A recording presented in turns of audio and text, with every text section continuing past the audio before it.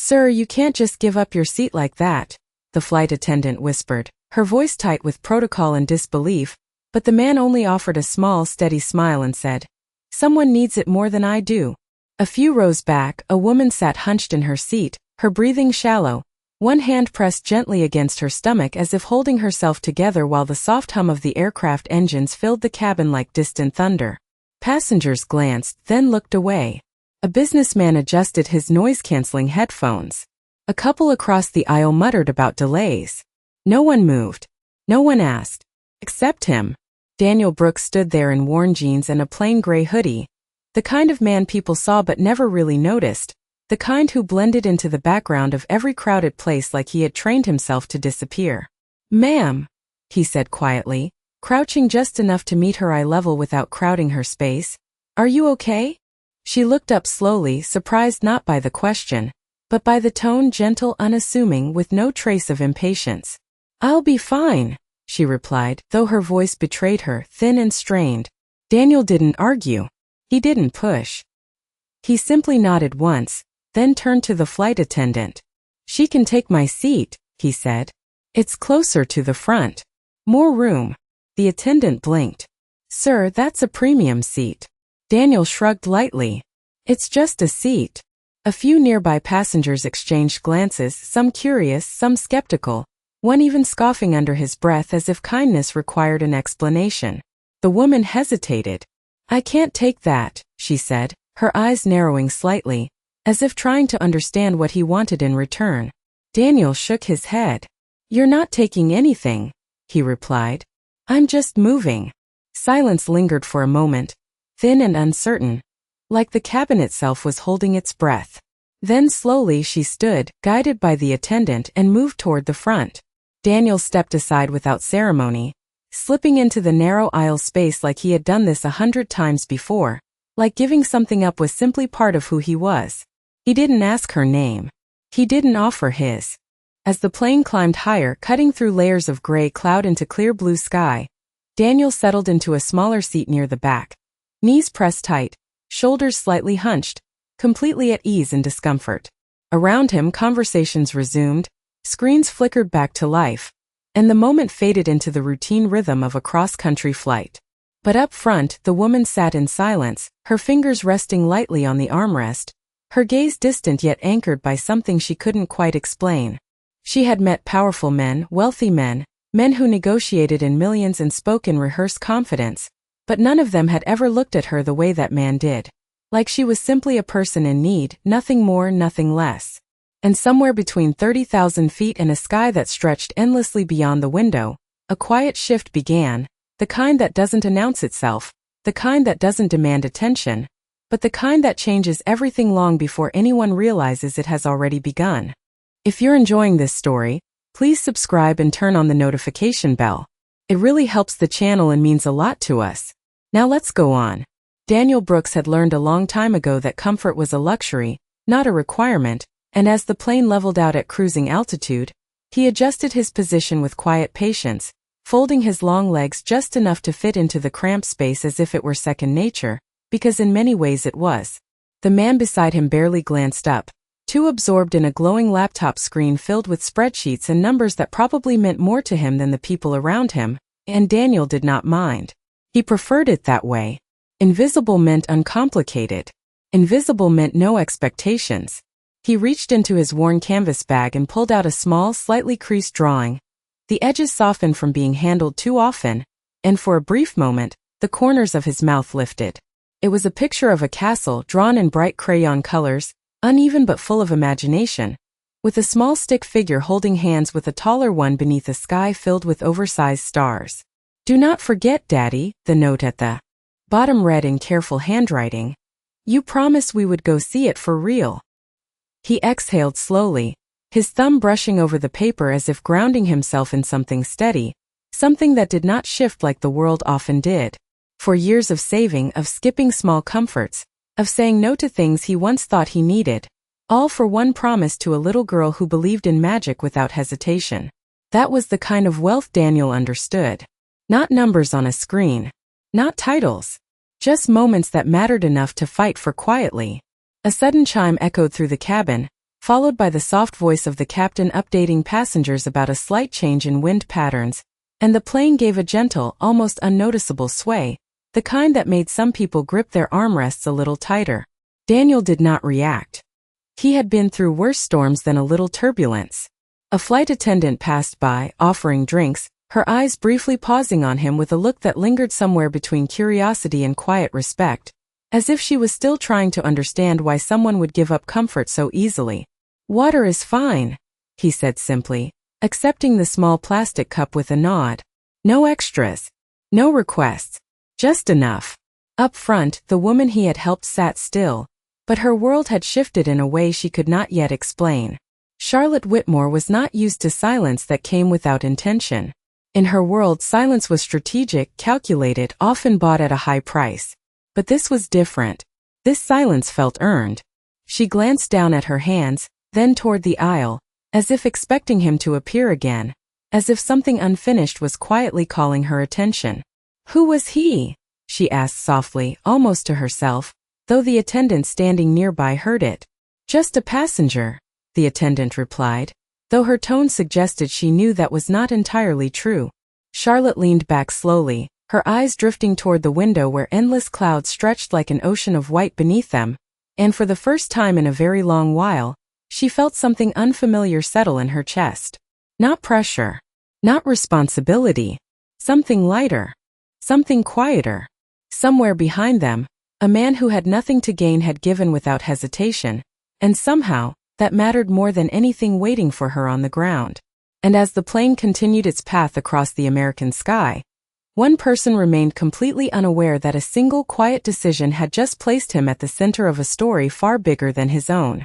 The cabin lights dimmed slightly as the afternoon sun shifted across the wing, casting long golden reflections through the oval windows, and for most passengers, it was just another ordinary flight drifting toward its destination. But for Charlotte Whitmore, nothing about this moment felt ordinary anymore.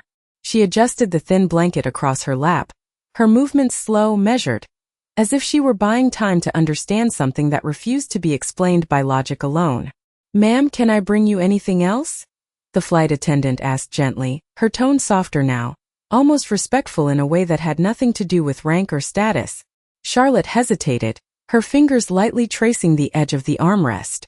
"The man who gave up his seat," she said quietly, her voice steady but searching. "What is his name?" The attendant paused, caught off guard, then glanced briefly toward the back of the cabin.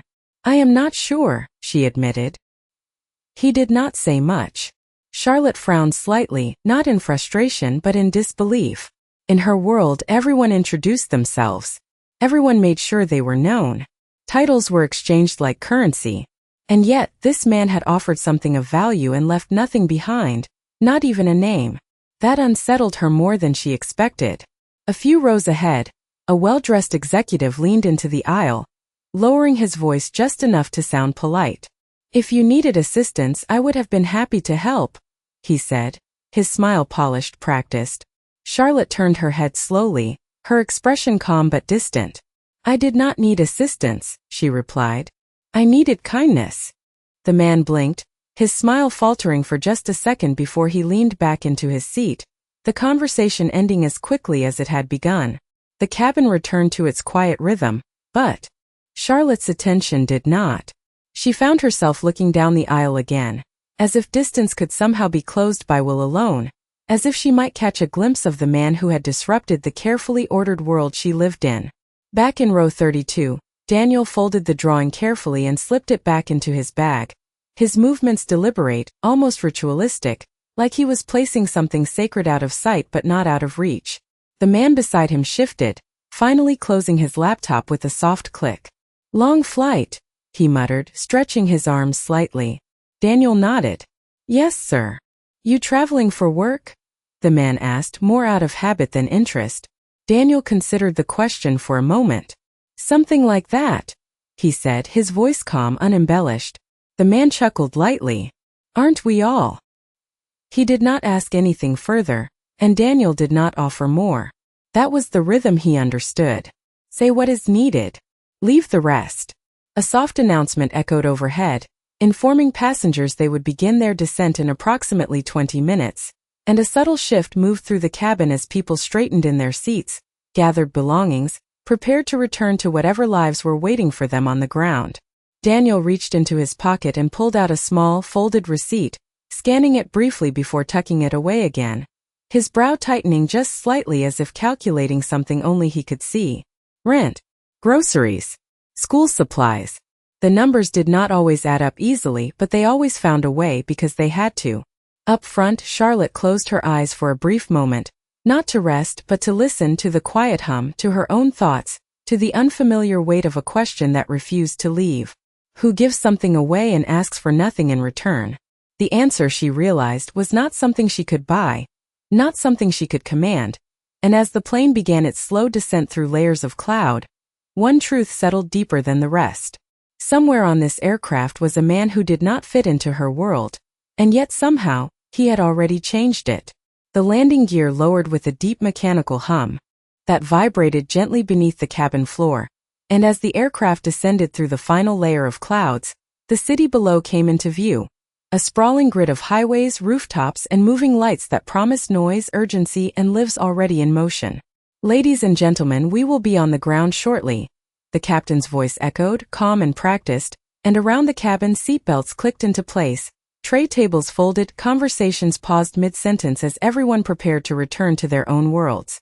Daniel Brooks simply sat still, hands resting loosely in his lap, his gaze steady but distant, as if he had already left this place long before the wheels touched the runway. A few rows ahead, Charlotte Whitmore opened her eyes slowly, her posture straightening with quiet control, the kind that came from years of stepping into rooms where every second mattered, every decision carried weight. But today, something lingered beneath that control, something unresolved. As the plane touched down with a firm but smooth impact, a ripple of relief moved through the passengers, followed by the familiar rush of impatience as people reached for overhead bins before the seatbelt sign had even turned off.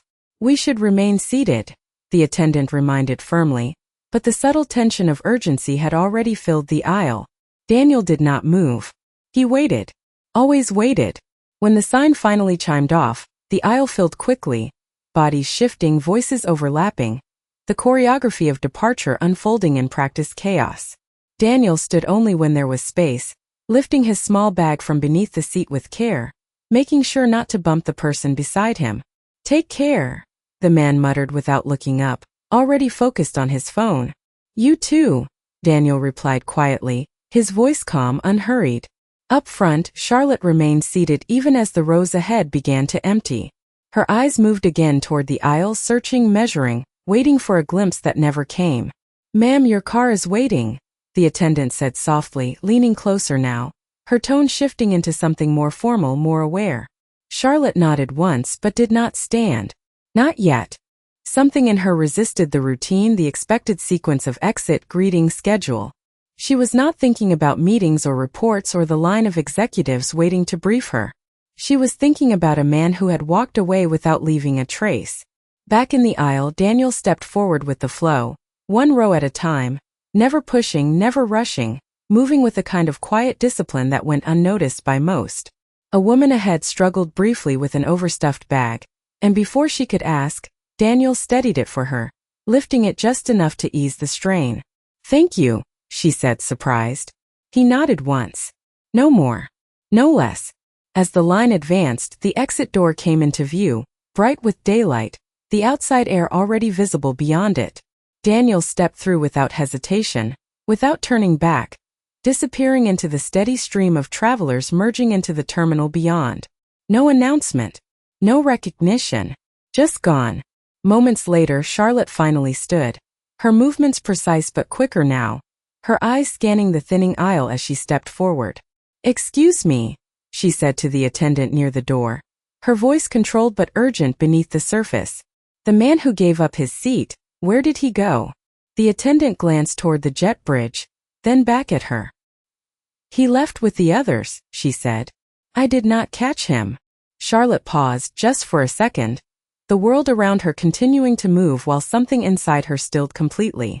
For the first time in years, timing had slipped beyond her control. And somewhere between the gate and the crowded terminal beyond, a man who asked for nothing had walked away with something she did not yet understand, leaving behind only a question that would not let her go. The terminal doors slid open with a soft mechanical hiss, and just beyond them, the world shifted from quiet altitude to controlled power in an instant. A line of black SUVs idling along the curb, their engines low and steady, drivers standing at attention, and a small team of sharply dressed executives already scanning the exiting passengers with practiced precision. "She is here," one of them murmured into a discreet earpiece, his posture straightening as Charlotte Whitmore stepped into view, her presence changing the air around her without a single raised voice. Conversations paused. Movement slowed. Even those who did not recognize her felt it, the subtle gravity of someone who carried authority like a second skin. "Ms. Whitmore," a senior manager said, stepping forward quickly, his tone respectful but edged with urgency. "We have a call with the board in 40 minutes, and there are updates regarding the Dallas expansion you will need to review immediately." Charlotte did not respond right away. Her eyes moved past him, scanning the flow of travelers spilling out onto the curb, searching faces that had already blurred into anonymity. "Find him," she said quietly. The manager blinked, caught off guard. "I am sorry?" Charlotte turned to him, her expression calm but unmistakably firm. "The man on the plane," she said. "The one who gave up his seat." A brief silence followed, the kind that does not come from confusion, but from recalibration. "Ma'am," another executive stepped in carefully, "we can certainly look into it, but if this is about a passenger concern customer relations can handle." "This is not a complaint," Charlotte interrupted, her voice still even, but now carrying weight that left no room for dismissal. "This is a request." The difference was clear. The team exchanged quick glances, subtle but telling, as priorities shifted in real time. "Understood," the manager said, already turning slightly to signal someone behind him. "We will need passenger manifests, seat assignments, and security footage from the gate." "Not just the gate," Charlotte added. "From the moment boarding began." "Yes, ma'am." Orders moved quickly after that, quiet but efficient, like a system designed to respond without hesitation. A younger assistant tapped rapidly on a tablet, pulling up flight data, while another stepped aside to coordinate with airport security. "We will narrow it down," he said. "We know he moved from a premium seat to the back, so that gives us a starting point." Charlotte nodded once, but her attention drifted again, back toward the steady stream of people leaving the terminal, each one carrying bags, conversations, distractions, none of them aware that one among them had just become the focus of a search that spanned an entire operation. "What if he does not want to be found?" the first manager asked carefully, his tone measured, not questioning her authority, but acknowledging the possibility. Charlotte paused just for a moment, the question settling into something deeper than logistics. Then she answered, her voice softer now, but no less certain. "Then we will respect that," she said. "But we will still try." Behind her, one of the SUVs pulled forward slightly, the driver opening the rear door with quiet precision, waiting. The board meeting, the expansion, the numbers, all of it still there, still urgent, still demanding. But for the first time in a very long time, those things felt secondary to something she could not quantify. Somewhere in this city, a man had walked away without leaving his name, without leaving a trace, and yet he had left an impact strong enough to shift the focus of an entire world built on control. And as Charlotte finally stepped toward the waiting vehicle, one truth settled clearly in her mind, not as a command but as a quiet conviction. Some people change everything not by staying but by leaving. The city moved fast outside the tinted windows of the SUV, sunlight flashing across glass towers and steel as traffic flowed in disciplined lines. But inside, the air was still, controlled, and unusually quiet for a vehicle carrying someone like Charlotte Whitmore. A tablet rested on her lap, its screen filled with reports, projections, and numbers that once commanded her full attention, yet now remained untouched as her gaze lingered somewhere beyond them. "We have narrowed it down to 27 passengers who changed seats during the flight," the assistant seated across from her said, her voice precise, efficient. "From there we filtered based on ticket class, boarding time, and camera footage from the gate. We believe we have a probable match." Charlotte did not look up immediately. "Show me." The assistant turned the screen, revealing a still image pulled from security. Footage slightly grainy but clear enough. A man in a gray hoodie standing off to the side during boarding, letting others pass before stepping forward. Shoulders relaxed. No urgency. No need to be first. Charlotte studied the image in silence. That is him, she said quietly. We are running facial recognition now, the assistant continued. However, there is limited data. No social media presence connected to the name on the ticket. Payment was made through a debit card, not a corporate account. Name, Charlotte said. Daniel Brooks, the assistant replied. The name settled into the space between them, simple, unremarkable, the kind of name that could belong to anyone and yet now belonged to someone she could not ignore. Address? Charlotte asked. A brief pause. We are still verifying, but it appears to be a small residential area on the east side of the city. No business affiliations. No executive records. Employment history is minimal. Charlotte finally looked down at the tablet, her eyes scanning the sparse information. Minimal, she repeated. There are gaps, the assistant clarified carefully. Seasonal work. Contract labor. Maintenance services. Nothing that stands out. Charlotte leaned back slightly, the leather seat barely creaking under the shift. Or everything that does, she said. The assistant hesitated, unsure how to respond. Outside, the city continued its relentless motion, unaware that within this vehicle, a different kind of evaluation was taking place, one that did not measure value in profit margins or quarterly growth. He did not ask for anything, Charlotte said, more to herself than to anyone else. No recognition. No compensation. Not even a name in return. Some people prefer privacy, the manager offered from the front seat. Charlotte's eyes lifted slowly.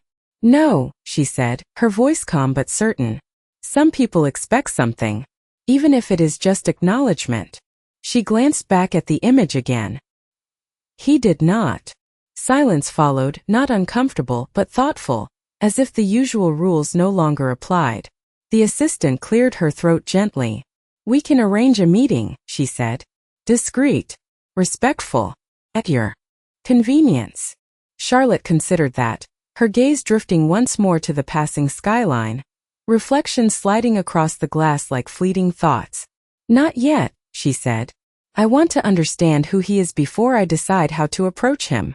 The manager nodded. We will continue gathering information. No, Charlotte said again, this time more firmly. Not just information. Context. The distinction was subtle but important. Data could be collected. Context had to be understood. The vehicle slowed as it approached a private entrance to a high-rise building, security already preparing for her arrival, doors opening before the car had fully stopped. But Charlotte did not move immediately. She looked one last time at the image of a man who stood quietly in the background, a man who had done something small by most standards, yet somehow larger than anything she had seen in a long time. And in that still moment, before the door opened and the world resumed its expectations, one realization settled with quiet clarity. The hardest people to find are not the ones hiding. They are the ones who never needed to be seen in the first place. The building lobby was polished to perfection, marble floors reflecting soft overhead lighting and quiet footsteps, the kind of place where everything was intentional, everything curated, and yet as Charlotte Whitmore stepped inside, her attention was not on the people waiting to greet her or the schedule waiting to claim her time, but on a man who was nowhere in sight. Your 10 o'clock has been moved to 11, her assistant said as they walked, heels clicking in measured rhythm. The board is ready whenever you are. Charlotte gave a small nod, but her mind had already moved elsewhere, tracing a path far from glass towers and executive floors to a quieter part of the city where Daniel Brooks had already returned to a life that did not pause for questions of identity or recognition. The front door of his small house opened with a soft creak, the late afternoon sun spilling across worn wooden floors as he stepped inside, setting his bag down with the same careful habit he applied to everything. Daddy? A small voice called from the next room, bright and hopeful. Daniel's face softened instantly. I am home, kiddo. A little girl appeared in the doorway, her hair slightly messy, her eyes wide with anticipation as she ran toward him, stopping just short to look up at his face as if searching for news before he could even speak. Did you go on the airplane? She asked, her voice rising with excitement. Daniel crouched down to her level, smiling gently. I did. Was it big? Very big. Did it have clouds outside the window? Miles of them, he said, his tone warm, patient, each answer given like it mattered because to her it did. She grinned, satisfied for the moment, then tugged lightly on his sleeve. Did you remember? She asked, her voice quieter now, more careful. Daniel reached into his bag and pulled out the same folded drawing, placing it in her hands. I remember everything you give me, he said. She held it close as if it were something more than paper, then looked up again. Are we still going? Daniel paused for just a fraction of a second, not enough for doubt to take shape, but enough for truth to settle into place. We are getting closer, he said. It was not a promise yet, but it was not a lie. It was hope measured and steady. Back across the city, Charlotte stood at the floor-to-ceiling window of her office, the skyline stretching endlessly before her, yet offering no answers. We found more details, the assistant said, stepping in quietly. He works part-time doing residential maintenance. Heating, cooling, general repairs. No long-term contracts. He takes jobs as they come. Charlotte did not turn. Family. One daughter. Elementary school age. No spouse listed. Charlotte's reflection in the glass shifted slightly as she absorbed that. A man who gives without asking. A man who lives without excess. A man who carries responsibility quietly. Does he have any history of financial gain from charitable actions? The assistant asked, phrasing it like a metric, something to be categorized. Charlotte finally turned, her expression calm but firm. Kindness is not a transaction, she said. The assistant lowered her gaze slightly, understanding the correction. Understood. A brief silence followed, filled only by the distant hum of the city below. Prepare a visit, Charlotte said after a moment. No announcement. No press. Just a conversation. Yes, ma'am. As the assistant left, Charlotte remained where she was, her gaze returning to the skyline. But this time, her focus was not on expansion plans or market shares. It was on something far more rare, something she could not measure or control.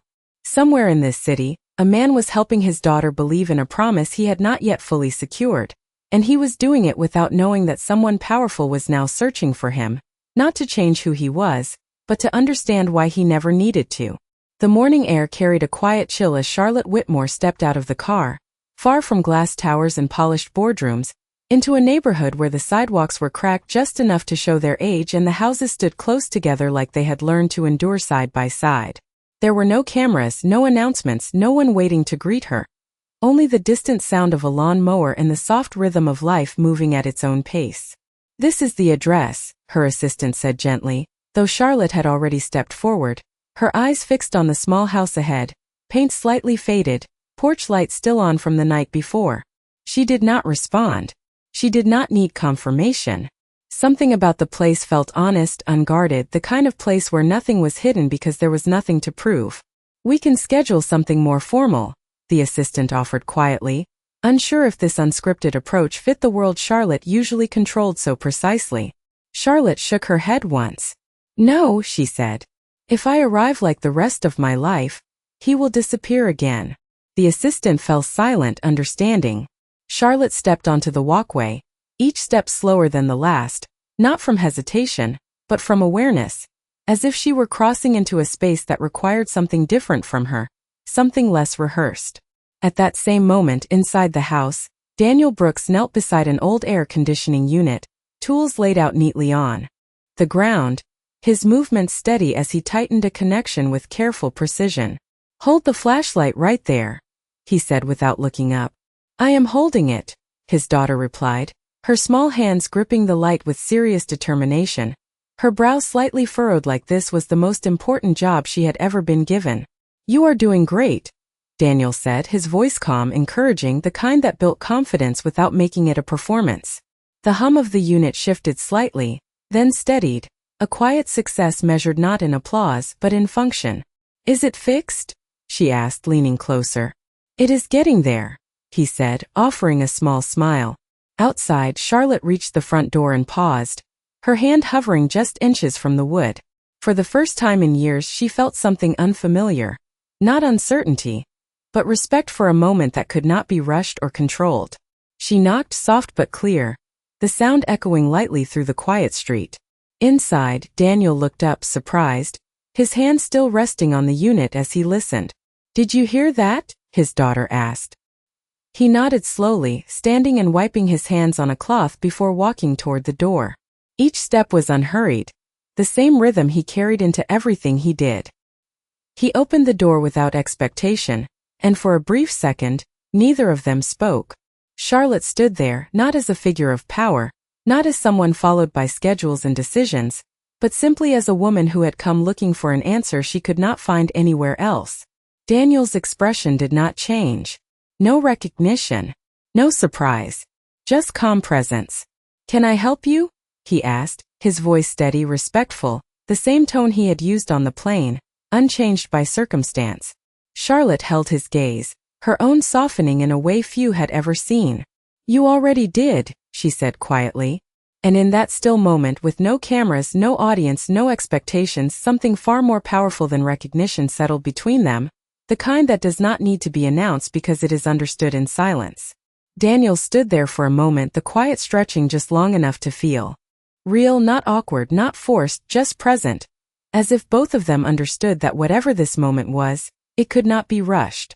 Behind him, his daughter peeked curiously from the hallway, still holding the flashlight like it was part of her responsibility, her eyes moving between the unfamiliar woman at the door and her father, trying to read a story she did not yet have words for.